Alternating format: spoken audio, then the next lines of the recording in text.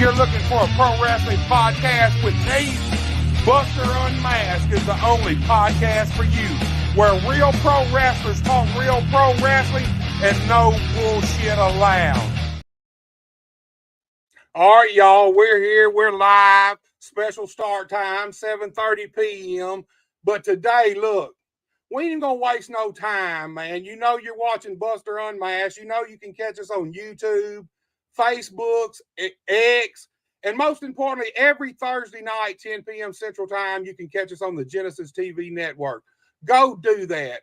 Go to Genesis TV. They've got an app. You can download it or go to Roku or the Fire Stick, and you can get it on there every Thursday night, 10 p.m. Central Time. You can catch Buster Unmasked. Look, guys, this is a show that has been, 5, 6, 7 months in the making. We've actually booked this show twice over. Looks like third time is the charm. We're not going to waste any time. Look, I'm going to go on record right now and saying this.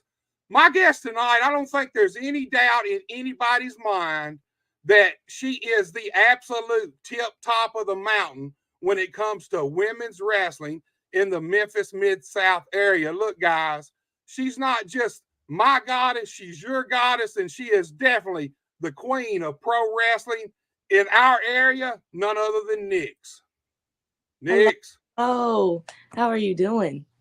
Girl, I am doing great, man. I am so glad we finally got you here. Took a minute. It took a minute, but wrestling business is all about timing. Mm-hmm. So maybe third time seems to be the charm. Has to be. Here we are. We're gonna do it. Look, girl, I ain't just blowing smoke up your butt. I don't think that there's nobody out here that can deny who you are and what you've done already in the wrestling business around our territory. I don't think there's look, we have a lot of good female wrestlers around here. There's a lot of top-notch lady wrestlers. We do. But I don't think even them, I don't think none of them can deny the fact that you are the queen around our area.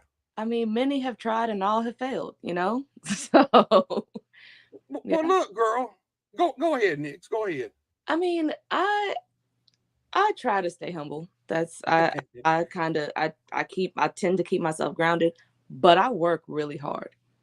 And I work really hard because I will never let somebody outwork me.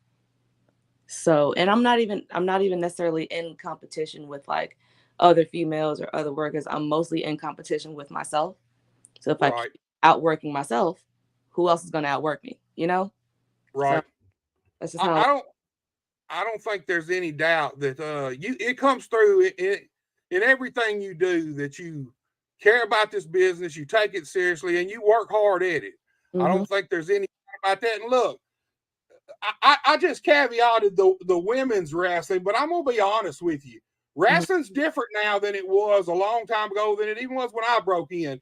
Mm-hmm. A lot of times you cannot look at wrestling in women's wrestling and men's wrestling nowadays. There are certain ladies that kind of transcend and cross over, and I believe that you are one of those. I honestly believe that when I say you're at the top of the women's wrestling in our area, you are also at the top of wrestling, period, in our area. Guys, it does not matter. You are at the top of the game. Well, I did start my career fighting men, so like I crossed that boundary a long time ago, but I do appreciate it, though. I do. Well, look, I had Ricky Kennedy on last night, and he had some great things to say about you. We actually had a 2.5-hour podcast. Originally, I was thinking an hour and a half, but looked around and 2.5 hours was gone. But Ricky, man, he gloated over you, dude. He did. No doubt he gloated over you. So look, take me all the way back before we get into the bright lights in the big city and the things you're doing now. Take me completely back, all the way back to when you first fell in love with pro wrestling, and then bring me up to how you actually got in the wrestling business. Okay, so little Nyxx. When I was, little me, I have 2 older brothers, and they watched wrestling, especially my oldest brother. They were like really into it. Anytime wrestling came on, shut up, nobody in the house make a sound. we're focused on this. The only time you can speak to us is when commercial breaks come on. And so one brother is like 5 years older than me. The other one's like 7 years older than me. So I was like little. And they, you know how WWE would be like, don't try this stuff at home. Obviously, my brothers can't read because they tried everything at home on me. I was a test dummy. But I loved it. I was head over heels for wrestling as soon as I saw it. There was just something about it that was just so magnetic for me that I couldn't look away from it. And then when I started seeing women on it, I was like, oh, girls do this? That's great. So, of course, I fell in love with like the Litas and the Trish Stratuses, the Jazzes and the Mickey James, the Victorias. Like, I was all for all of that. And then, oh God, don't hold it against me. I was married to John Cena for like 16 years in my head. So yeah, I was like, I've always been just kind of like enthralled by the wrestling world. Like everything about it, I was just all for it. The storytelling, the gear, the moves, the way that they get the crowd to be so emotionally invested in it. It was just something that just always pulled me towards it. But then, you know, life happens. I grow up. I was a military brat, so like I moved around a lot. That's probably one of the reasons why I loved wrestling so much, because as a military brat, there's always a lot of like uncertainty because you're always moving. But wrestling was always the same. I always knew that on Monday nights I was going to be able to see it. Friday nights I was going to be able to see it. There was always knew that wrestling was going to be there. So that was my grounding thing. But then I got older, you know, got through school. I ended up, you know, having 2 children and like all this other stuff. So life kind of happened and I was like, okay, maybe wrestling just ain't gonna happen. And there were other careers that I, you know, wanted to do, but wrestling was always like, dang, I really wish I could have done that.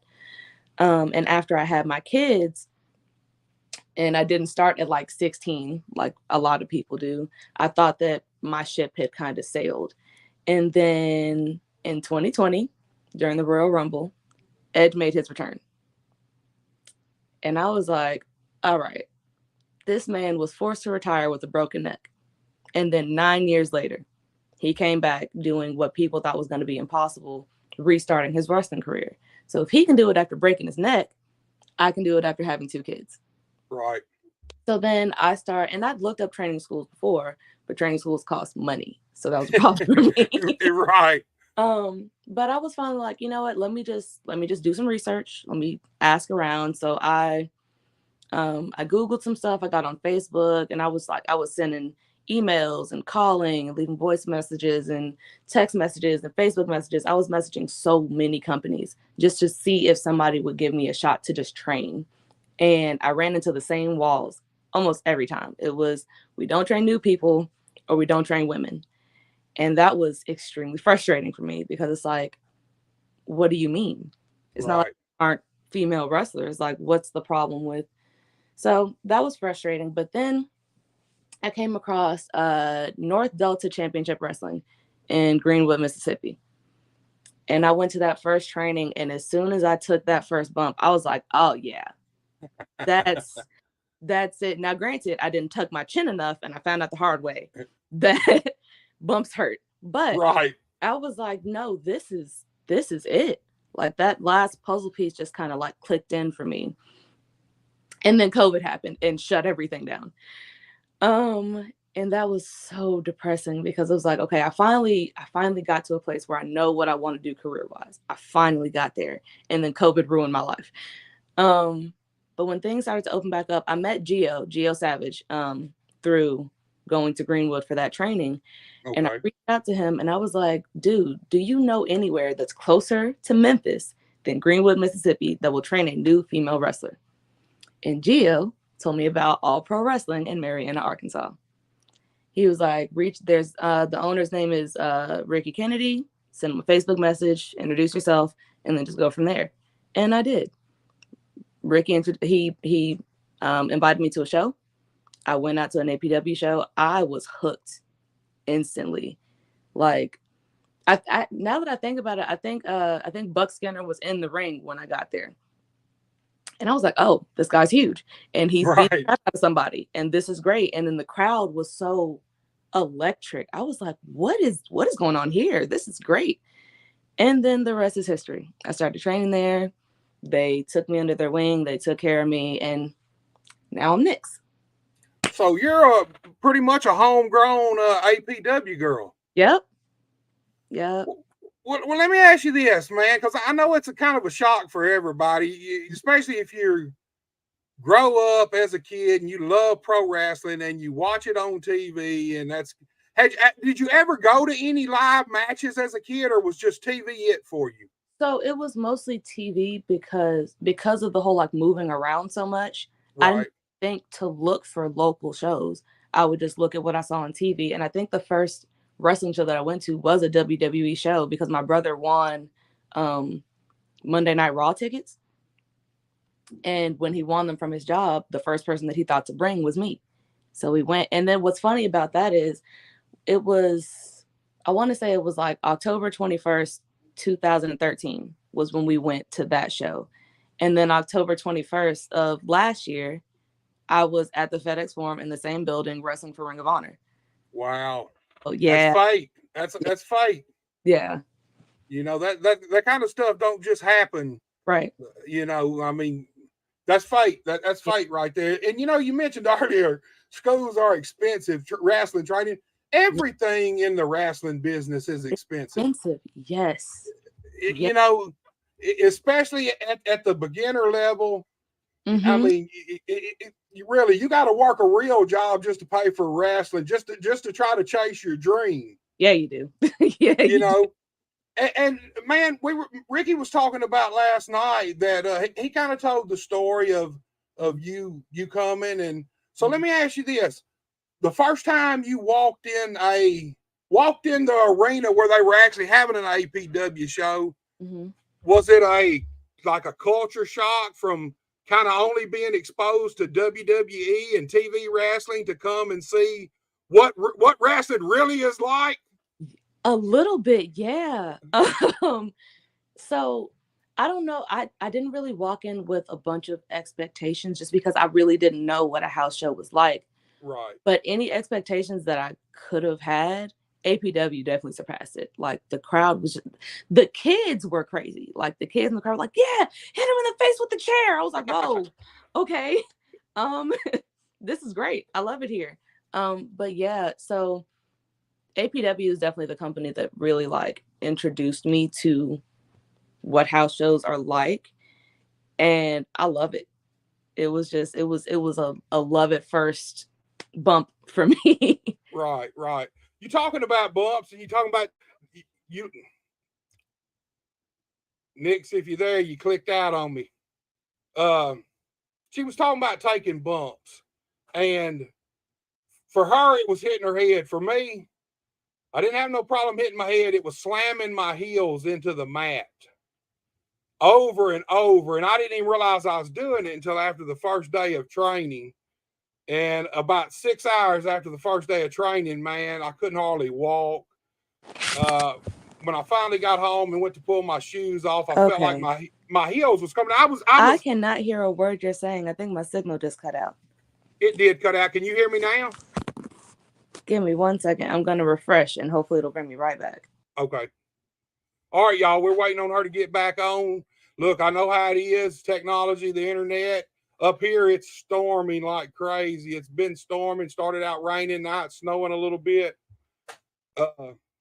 Let's bring her back on and see if we're good. There it is. Okay. I wasn't trying to let me be great. Okay.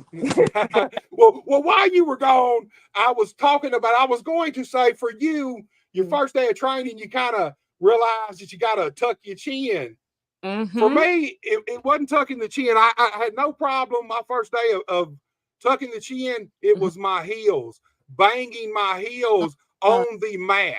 Yeah. You know, I didn't even realize I was doing it. And like I was telling them, about 5 or 6 hours, because we used to go to Nashville from Helena, Arkansas. Yeah. And that's back when it's 55 miles an hour, even on the interstate. So you're talking an 8-hour drive each way. Oh, no. So we would go to Nashville and train Sunday evenings, and we wouldn't get back home until midnight, 1 o'clock.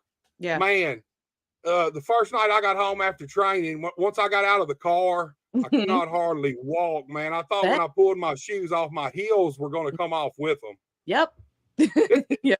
People don't realize it's a tough business. They think the mat's a trampoline, and it's not. It's not. And so that's one of my, I love telling people they're wrong.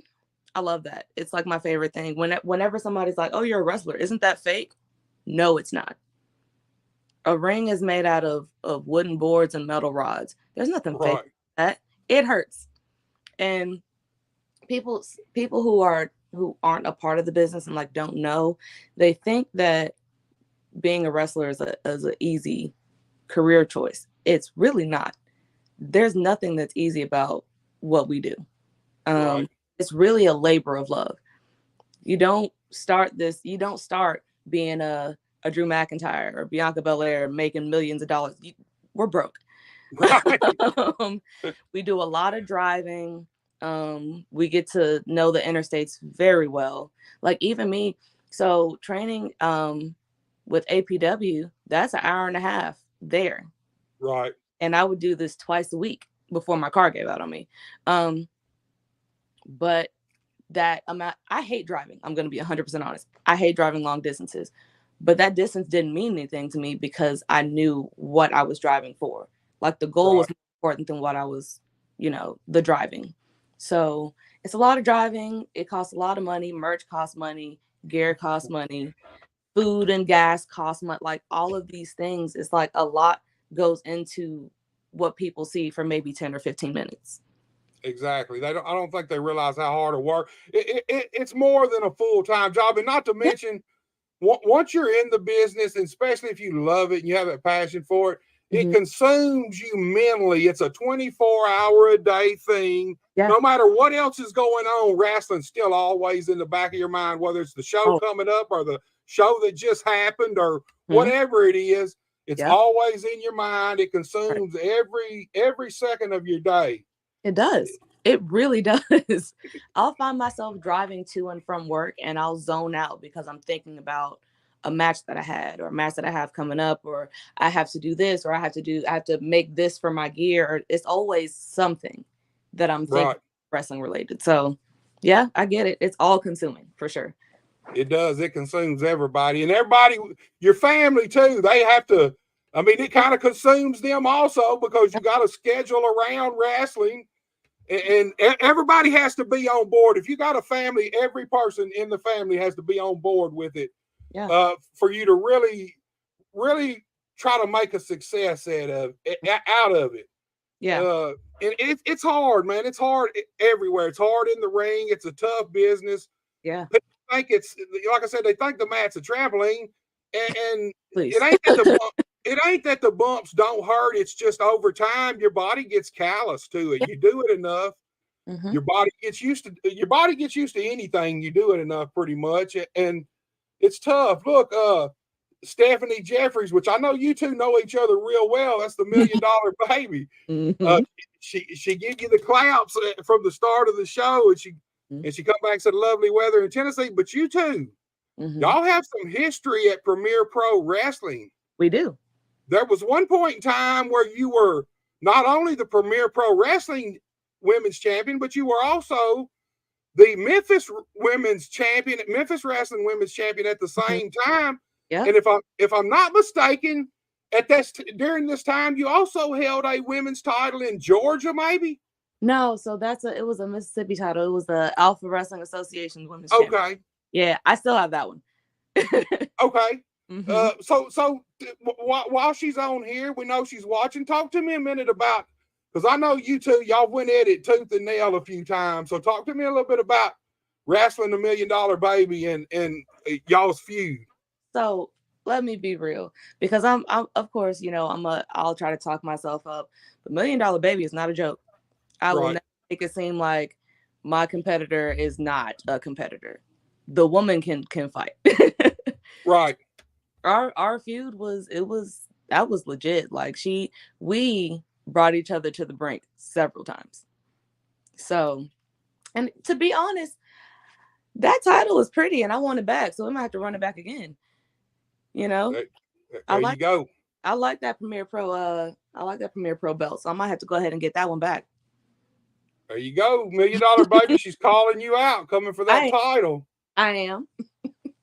That's what we do here. We make matches. We learn about wrestlers. Ain't no telling what's liable to happen here. So look, Nyxx. So you started with APW. So talk me through the transition of going from like APW to Memphis Wrestling. So I started at APW. I was fighting nothing but men because I was the only woman on the roster. And then Gio Savage actually invited me to go to Battle Zone Championship Wrestling. It was either Battle Zone or like there's like a branch off company from them, but they like all work with the same people. So he invited me out there where I worked a mixed tag with him. It was me and Gio versus Precious and Caitlin Black. So that was like my first time ever fighting a woman. First of all, it was my first time outside of APW. So I was terrified. Well, talk to me about that. Talk to me about once you get comfortable at your home base, you get comfortable there. Talk to me about the first time venturing out into new territory, new opponents. Take us through that. I was so scared. I even talked to Ricky when I told, like, I let him know that I was getting invited to another company. He was like, "Go," and I was like, "But I'm scared."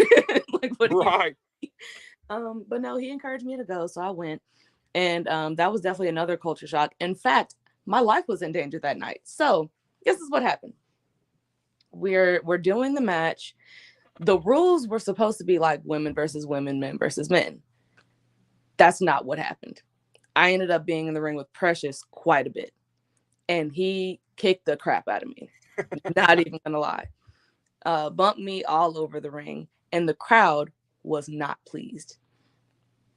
And I'm fairly sure he hit me with the chair at the end. He hit me and Gio with the chair. So the crowd was definitely like on fire by this point. And I remember there being a guy that was in the crowd, but he had a microphone and he was kind of doing like commentary. So I thought he was part of the show. And after the match, the crowd starts chanting, "Get the ref, get the ref." And he was like, "You want me to get him?"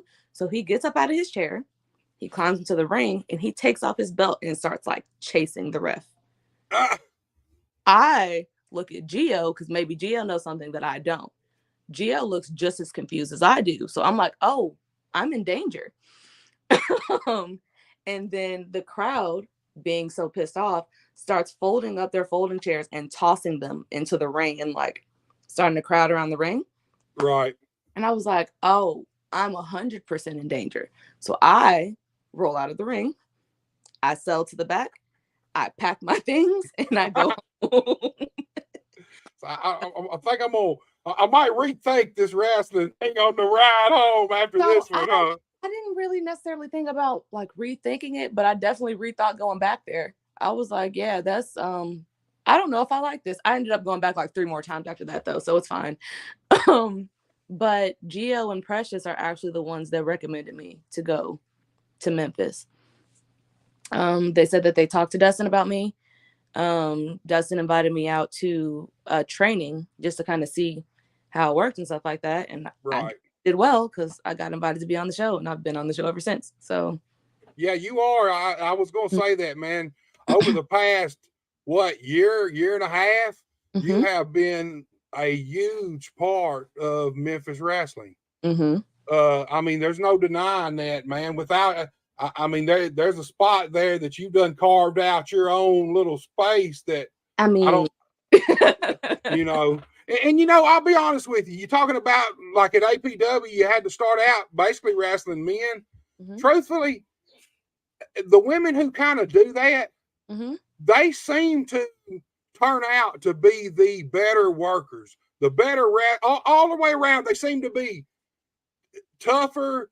Here's the thing. When I was young, women's wrestling, women worked different than the men did.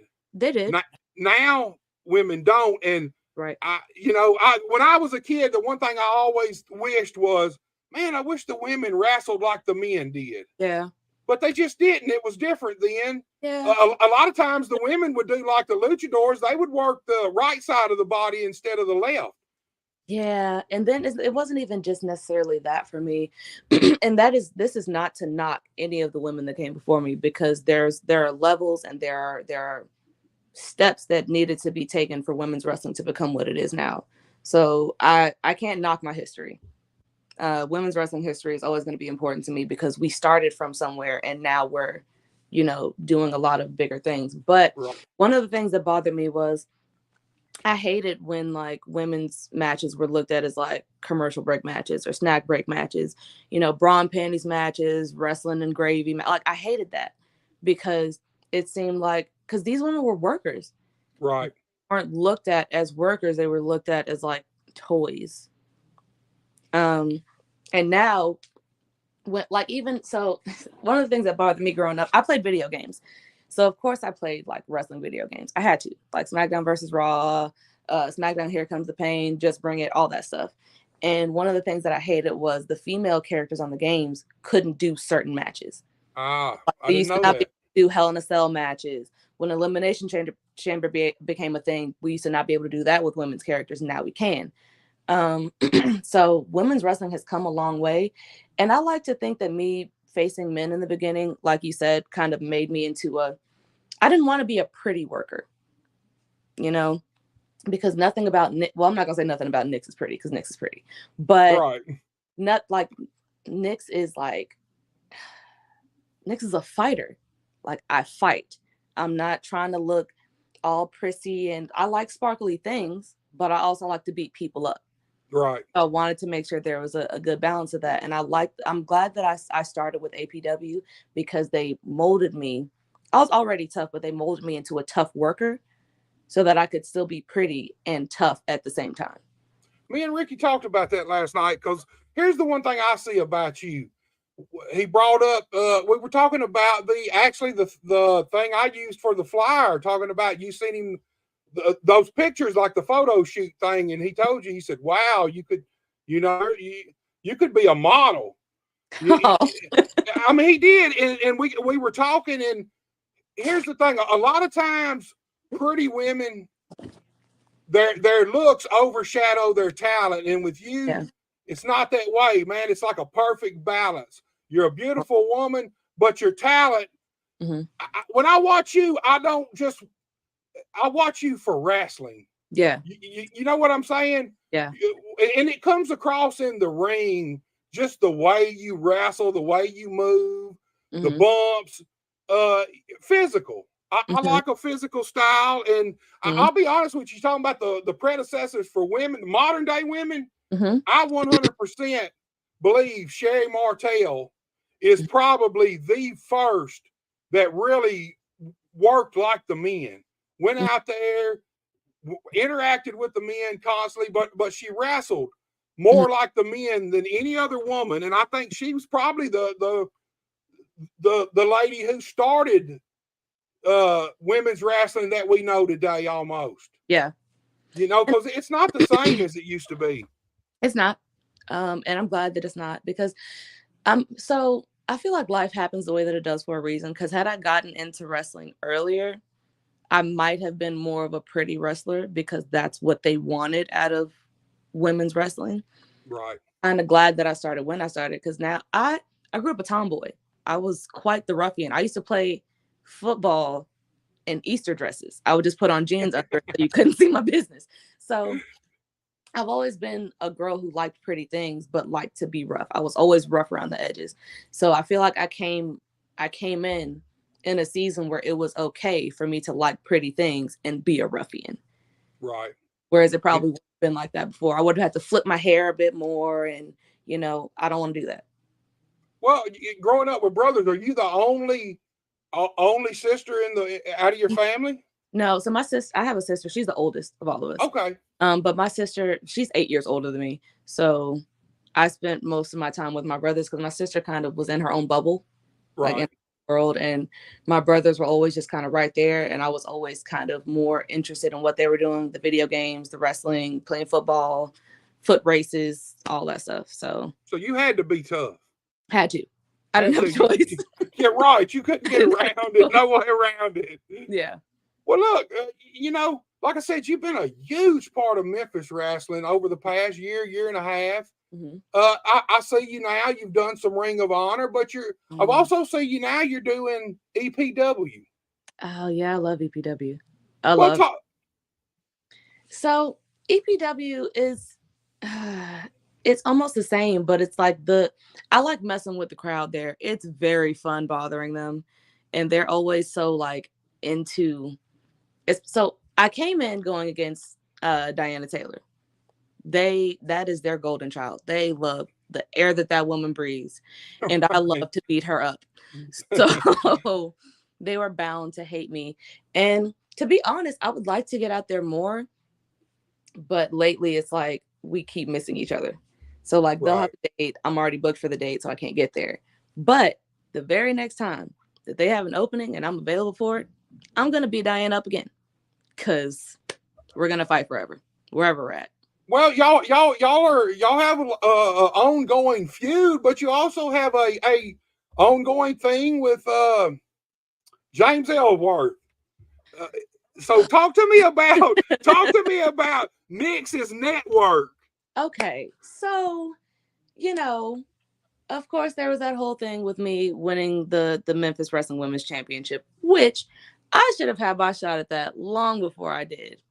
Never had a number one contenders match. Never had a one-on-one match for it. Every time I was in a match for it, it was like a triple threat or a fatal four-way or something. So I had to do what I had to do to get my championship. And I used James Ellsworth to do it because he was there.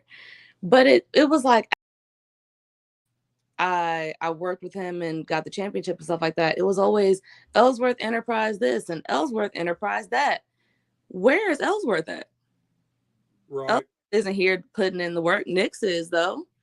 Nyxx, Storybook Lord, Gaston, Matt Williams. We were there week after week putting in the work. But Ellsworth's name was always attached to it for whatever reason. And I didn't like that. So I fixed it. And I definitely fixed it. So you can't call me boss lady and then say that it's Ellsworth Enterprise. No. It's the Nyxx network now. So I fixed that. James didn't like it. He came back trying to get in my face, telling me that I'm not Carmella. I showed him that I'm very much not Carmella. I will kick your stuff off if you disrespect me. And now it's the Nyxx network. And anybody that thinks they can set to me is going to get exactly what he got.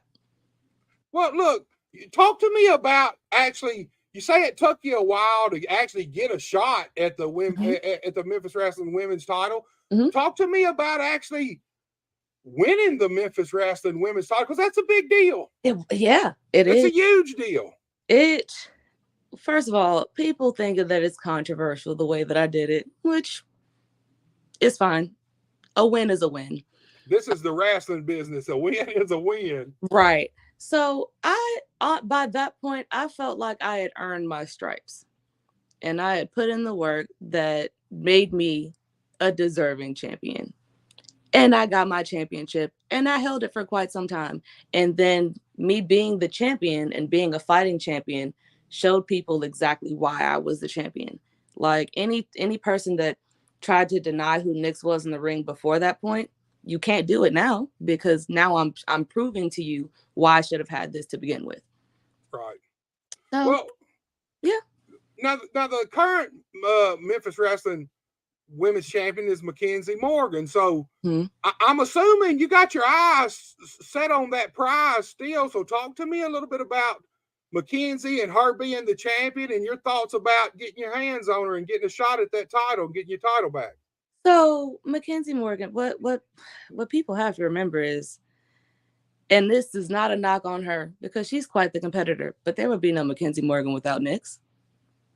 You kind of took her under your wing early on, right? I did. I very much did. And people kind of forgot that. And as hard as I was working while I was also helping her out, it seemed like everybody was kind of putting eyes on her and people were kind of forgetting who I was, which is why I had to do what I had to do to get my championship.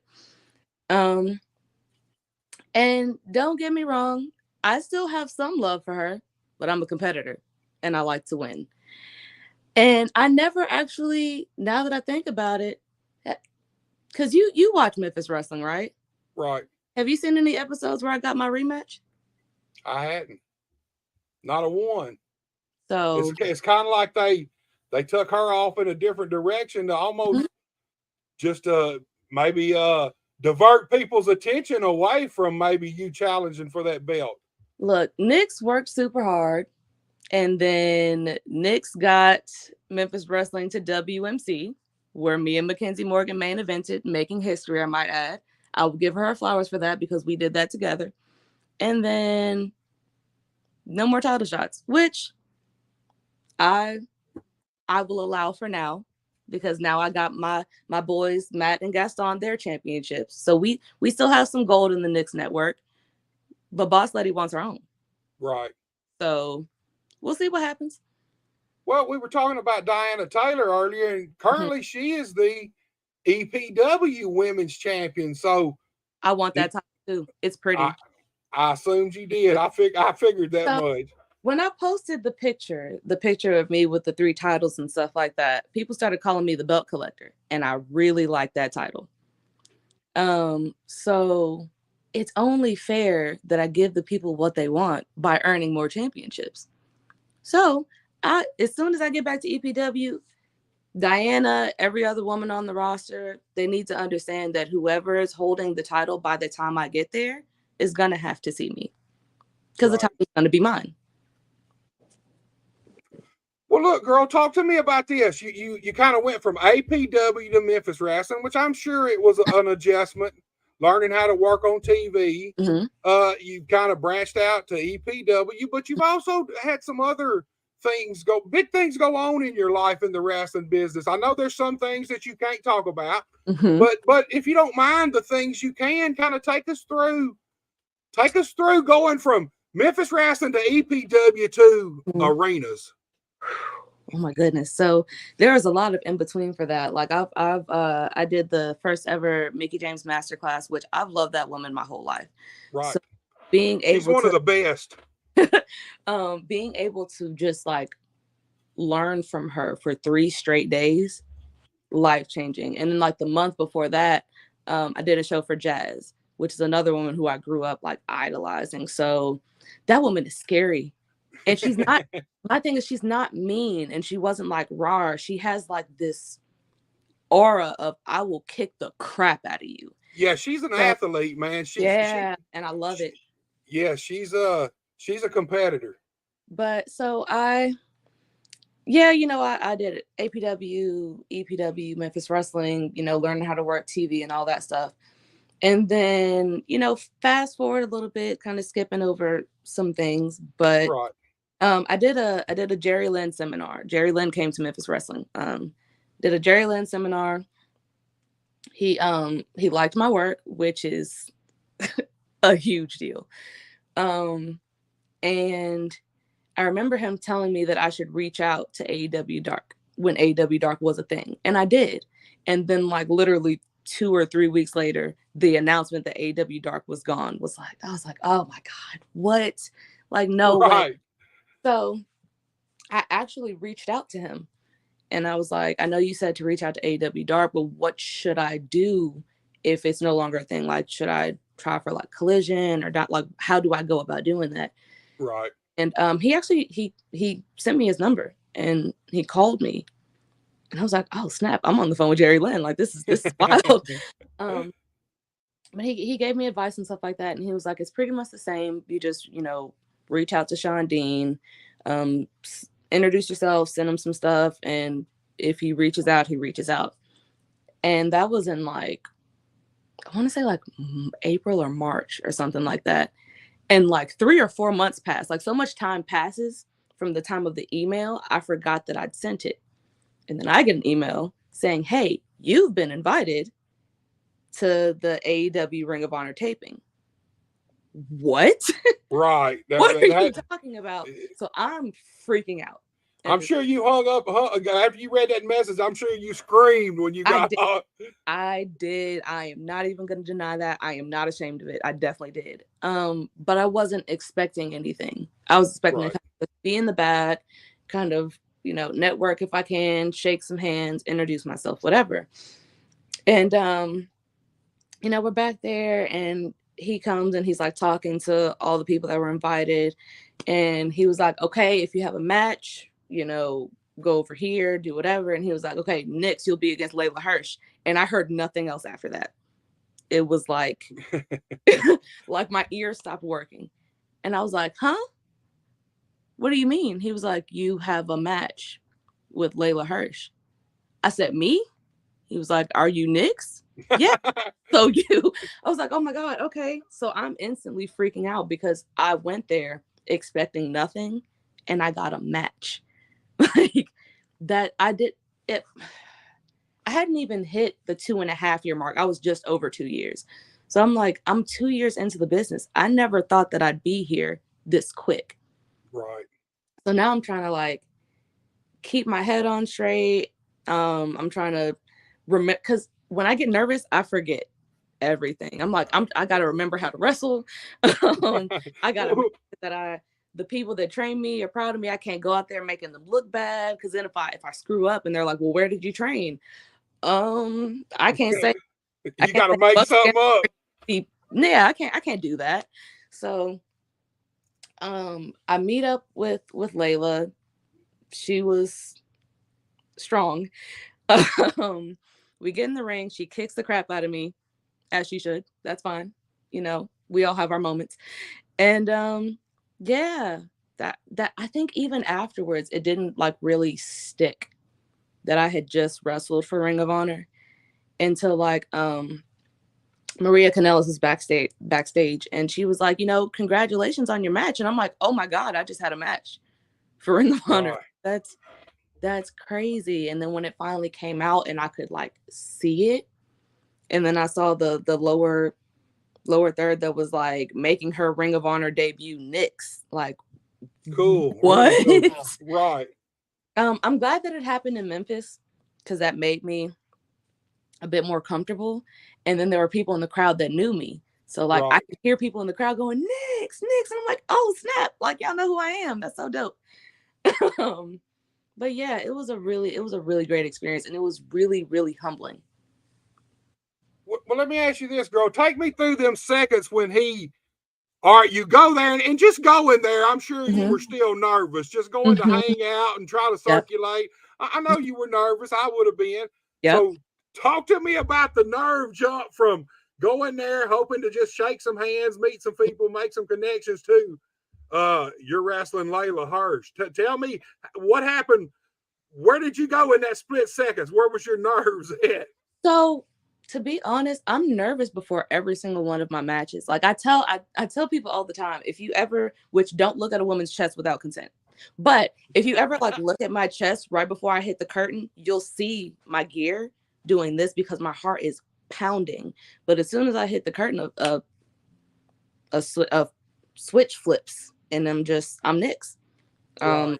I just kind of like go into who I'm supposed to be. Once I hit that curtain, I do what I'm supposed to do. And then as soon as I come back, that's when everything kind of crashes. And it's like, oh, snap. Like, I just did that. So I was so nervous. Like, I'm shaking thinking about it right now. But I was terrified because this was a really big shot for me. And it was a really big shot that I didn't know that I was going to get. And I couldn't screw it up. Well, I'll be honest with you. Sometimes I feel like that's the best way, because I'm one of them people, if I know something ahead of time, I've got something big, man, it'll worry me to death for days. Yep. Like I won't sleep, nothing, man. And so sometimes it's better to be, for something like that, to just be sprung on you, because it really don't give you much time to overthink it, because I'm an overthinker.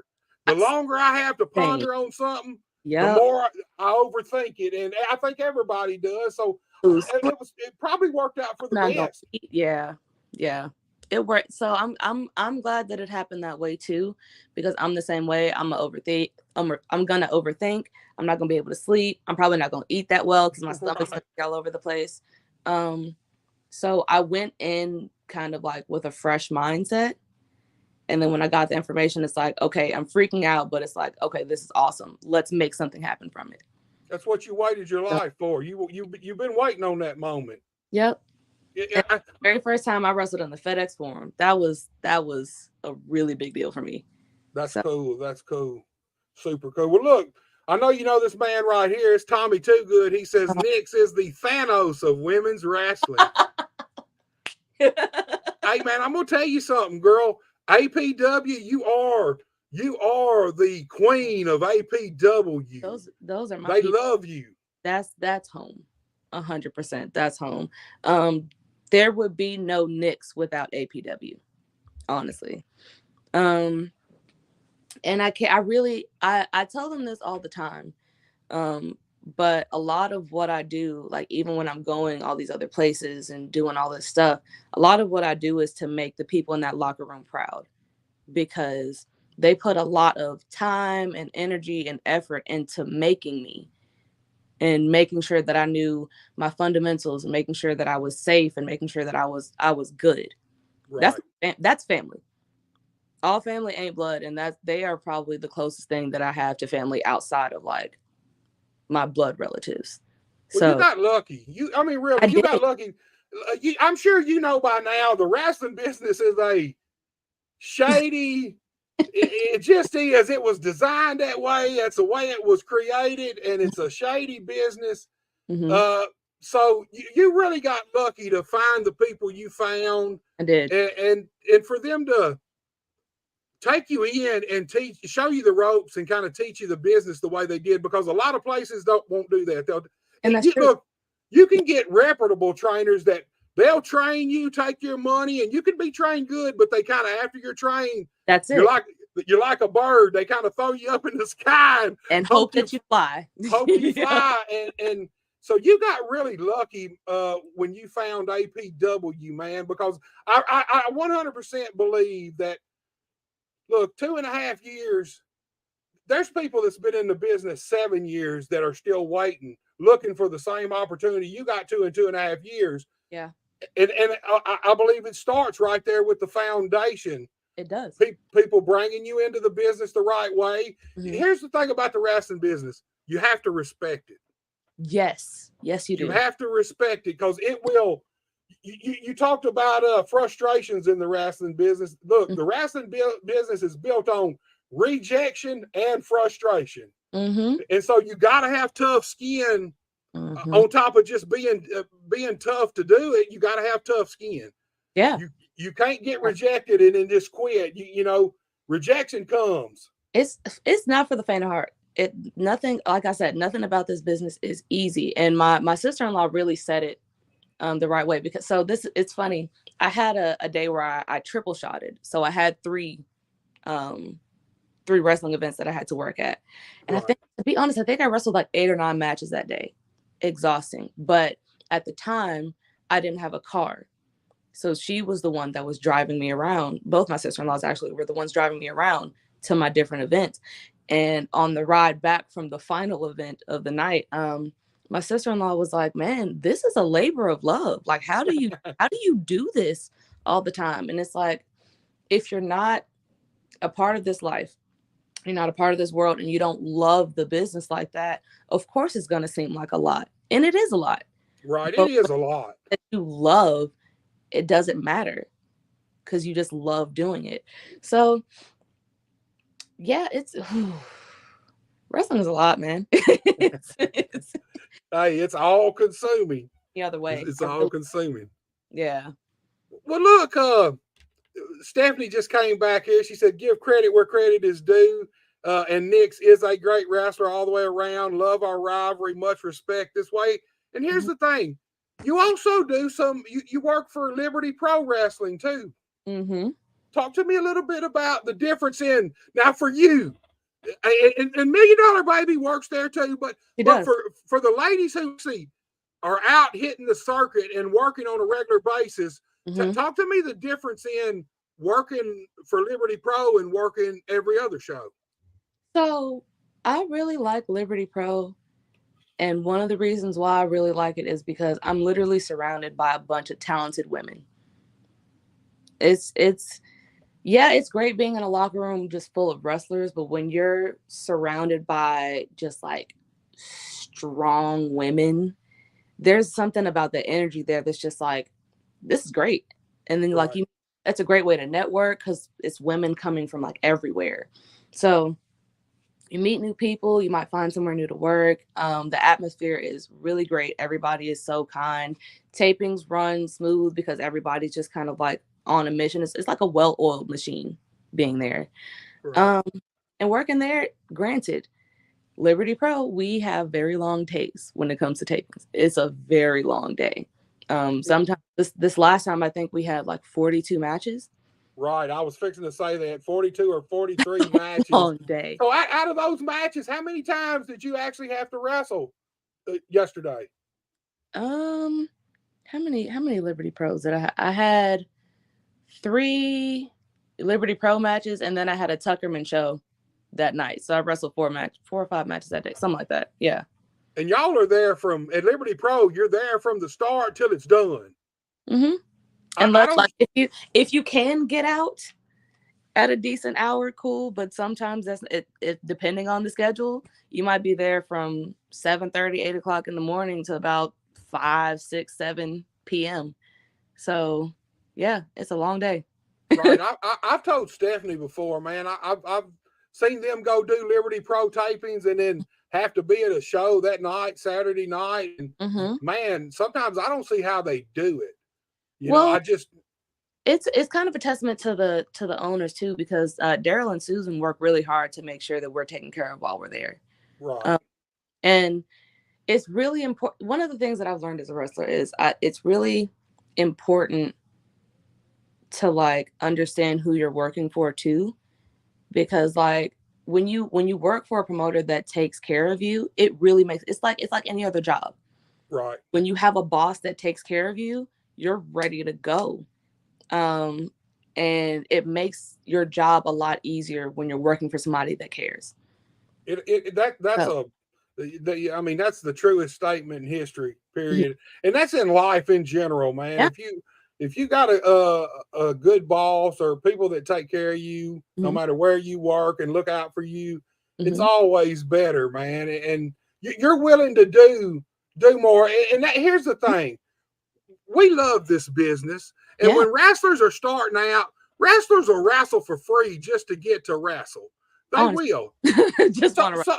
So when you run across a promoter who actually treats you fair, takes care of his guys, and you enjoy working there, then you don't mind doing anything pretty much. You'll go out in front of them fans and do anything that you're asked to pretty much when you're in that situation. And it's cool. And Liberty Pro, man, like you said, the women, man, they bring some of the top notch, all the top notch women around.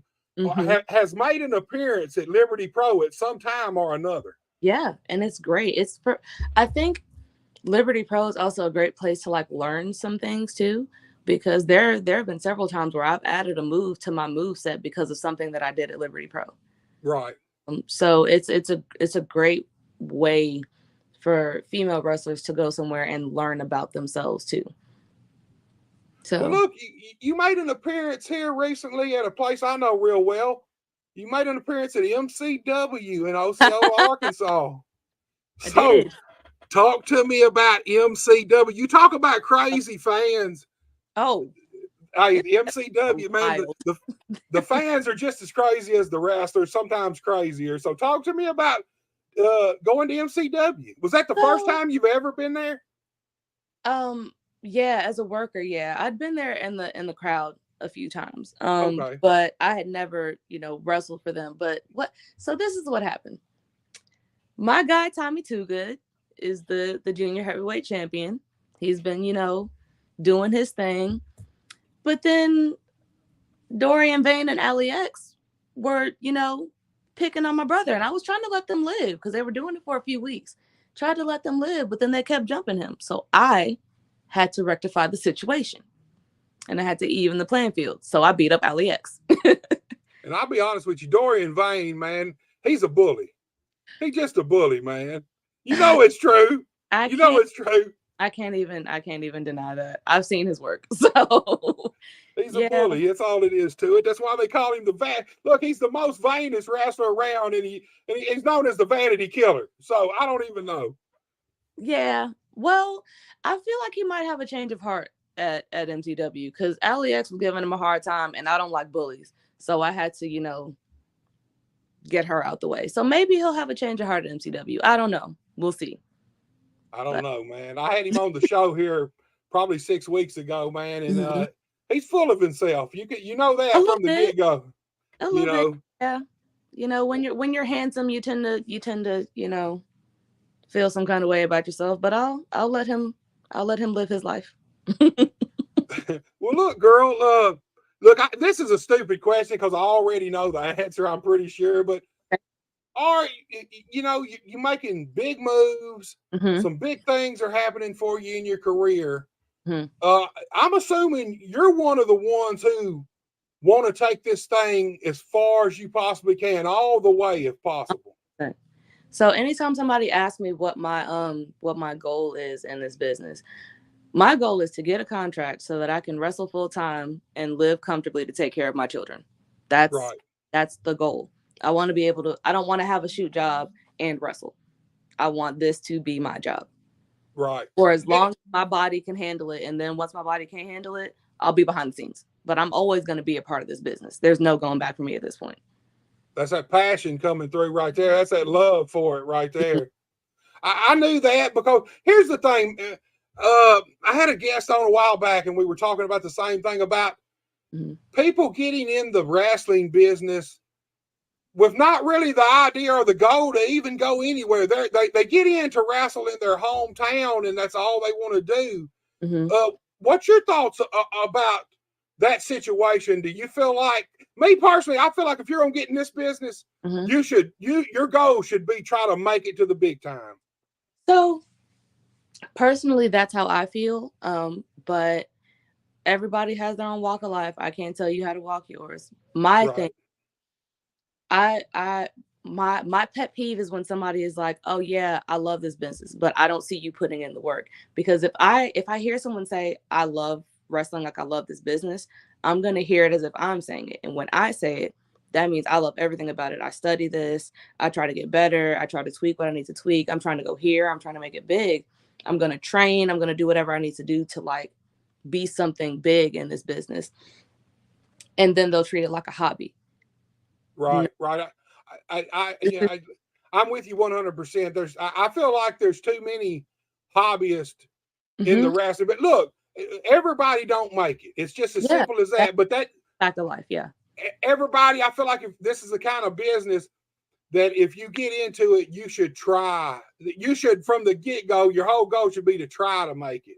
Because that's what this business is built on. It really, I mean, this ain't, if you become an actor, you don't just, most people don't just want to become an actor. They want to become the actor, the actress. They want to become the big star. And I feel like wrestling's the same way. It's like if you're a rock star or you're a rapper, I mean, I feel like these guys get in it. They don't get in it to just rap on the corner or play music on the corner. Not that there's anything wrong with that, because music is music is a little different thing, because music is like the essence of life sometimes. You know, so I understand the musicians who really don't care. They just love playing music. But all musicians don't get in it for that reason. A lot of them get in it to get famous and make money and rich and whatever else comes with it. And I just feel like wrestling is the type of business that if you're going to get into it, you should really have aspirations to make it to the big time, or as big as you possibly can get. Yeah. So I personally just feel like, because there are a lot of people in this business that really want to like do something with it. So if this is a hobby for you, in the words of Derek King, buy a ticket and be a fan. There you go. You're being a placeholder. You're holding a place that was built for somebody who really loves this. And if you up space, move out of the way so that the people that really love this can do it and make it great. Because I feel like people who do this as a hobby don't put in the work to keep wrestling great. You just want to do a few flippity doodahs and get a couple of pops here and there so you can feel good about yourself. That's not what this is about. This is, being a wrestler is work. Right. And it takes a lot of work for it to be great. And it's a full-time job too. You really ain't got time to work a shoot job if you're a wrestler. I got lucky because I'm a nanny. That's my shoot job. And one of the parents that I work for is a wrestling fan. So a lot of the times, like if I have something that clashes with my work schedule, she'll work around it so that I can wrestle and still, get my paycheck that week. See, So that's fate. That's yeah, fate. That's I fate, Nyxx. got That's really lucky. I got so lucky. that is fate taking care of you. I feel like 100%, girl. I feel like you are going to make it. I don't think there's any if, ands, or buts. I feel like in the next couple of years, if not a little sooner, that we're going to see you in WWE or AEW, or I don't know. Are you willing to go to Japan if you had to? Yeah. So this is my thing. Growing up, because WWE was all I knew, that was my only goal. And I'm not gonna act like it's not a goal now, because the WWE is where it's at. But Right. as I got older, I was like, I really just want to wrestle on a grand scale. I don't care where it is. Whoever offers me a contract that I can take care of my family with and wrestle, that's where I'm going to be at. And then going to one company doesn't mean that I can't go to another one. I can wrestle for several companies. The goal is just to be great. I want people to know my name and know me for being a great wrestler. Girl, you're off to an awesome start, man. Look, everybody knows Nyxx around our area. Yeah. Everybody. You can't say your name around anybody, even non-wrestling fans know the name Nyxx. They do. It's as simple as that. Well, look, we're fixing to have to kind of start wrapping it down. Why don't you tell us where people can catch you at? What shows you got coming up? What's going on with you, girl? There's one that I am super excited for coming up. Actually, hold on. There's two coming up this weekend. So I am the first woman to ever be booked at Vino's in Little Rock. I seen that. I cannot wait. I'm so excited about this. I can't wait to turn Little Rock on its ear, because that's what Nyxx does. And then the following day, I have Super Bout at Memphis, where I gotta, wrap things up with Diana Taylor, because she likes fighting me and I like fighting her. So we're gonna see what happens with that. APW has a show coming up the 24th. Right. I'm pretty booked up. I'm not even gonna lie. It's a lot of stuff happening back to back that's coming up. But I'm a worker. That's what I do. So you're a hot commodity. I think we all know that. Anybody that's got anything to do with the wrestling business knows that around here for sure. You're definitely in demand, girl. My goal for 2024, I want to touch both coasts.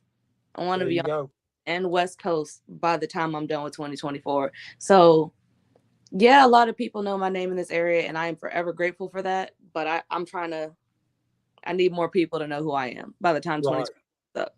So yeah. We gonna make it happen. You're gonna make it happen, girl. There ain't no doubt about that. You wouldn't have come this far this fast. Yeah. And that's just the truth, man. I mean, in 2.5 years to do the things you've done. I mean, 2.5 years, and you've been a feature on Memphis Wrestling for a year and a half, somewhere close to that. So, I mean, at a year in, you already were on TV. And I mean, from the first time I seen you on Memphis Wrestling, your position has just grown bigger and bigger. Like I said, you become a huge part of it, Yep. I worked really hard, and I'm glad that I've become the figure that I have at Memphis Wrestling, because it shows that my work is paying off. So yeah, I'm grateful. And you mentioned Vino's, man. I see some of I see a little footage every now and then, man. It looks like a cool, the atmosphere. It's tight, it's close knit. The fans are right up on the ring, but the building's packed. Really cool atmosphere, man. I think that'd be a really cool show to work on. 100%. And I want to throw somebody across the bar. So yeah, I'm super excited for this. Well, Nyxx, girl, I'm so glad we finally got to do this show. I was beginning to think maybe fate was against us, but I guess timing. I guess it's all about timing in the wrestling business, and when the time's right, things happen, and I'm a firm believer in that. And I hated that we had two shows that we didn't get to do, but I'm so glad that it happened that way it did, because I think tonight was the night. It was perfect. For sure. And 100%. girl, I wish you all the luck in your wrestling career, in your life, in everything. You're going to make it. I promise you, you're going to make it. My son told me that he wanted an action figure of me, so I'm not stopping until it happens.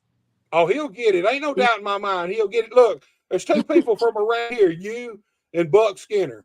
I fully see both of y'all becoming household names over the next few years. It's as simple as that, girl. Absolutely. Nyxx, thank you for coming on. It's been my pleasure, and you have a great night. Thank you for having me. You too, man. Take it easy. You too. All right, y'all, you seen it right there. The goddess of the night, Nyxx. Awesome lady, one of the best pro wrestlers, not just women pro wrestlers, one of the best pro wrestlers, period, around our area and maybe even the whole world. We're going to find that out over the next couple of years because she's going to make some big waves in the wrestling business. Look, y'all, tomorrow night, 7 p.m., back to normal time, Buster Unmasked. I'm back with Sleazy E. Buster Unmasked is going to get sleazy tomorrow.